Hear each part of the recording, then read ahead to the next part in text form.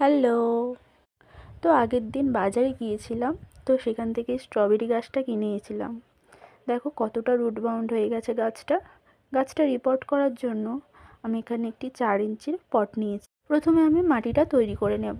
মাটিটা তৈরি করতে আমি কিছুটা বাগানের মাটি, লাল বালি, শিংকুচি, হাড়কুচি আর নিয়েছি একটু নিম খোল এবং সর্ষের খোল, আর কিছুটা নিয়েছি লাল পটাশ। তো এই সবগুলো নিয়ে আমি ভালোভাবে মাটিটা মিশিয়ে নেব।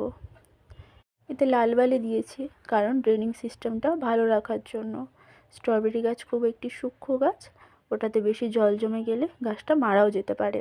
টবের নিচে আমি এখানে একটি খোলামকুচি দিয়ে দিয়েছি, তার উপর কিছুটা মাটি নিয়ে নিয়েছি, হালকা হালকা করে মাটি দিয়েছি।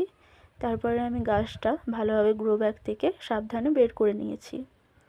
গাছটার শিকড়ের জন্য গাছটা বেরোতেই চাইছিল না। তারপরে গাছটা বের করে আমি ভালোভাবে বসিয়ে মাটিটা দিয়ে দেব। আর হ্যাঁ, একটা কারণের জন্য স্ট্রবেরি গাছ সবার মারা যায়। সেই কারণটা হচ্ছে সবাই ওই যে ব্রাঞ্চ আছে, ওই ব্রাঞ্চটার ওপরেই যেখান থেকে স্ট্রবেরি গাছের ব্রাঞ্চ বেরোবে, তো সেখানেই সবাই মাটি দিয়ে দেয়, এজন্য মারা যায়। দেখো আমি এখানে কেমনভাবে রিপোর্ট করেছি, ব্রাঞ্চের নিচ পর্যন্ত আমি মাটি দিয়েছি। তো তারপরে আমি বসিয়ে নেওয়ার পর ভালোভাবে কিছুটা জল দিয়ে ছায়া জায়গায় রেখে দেবো।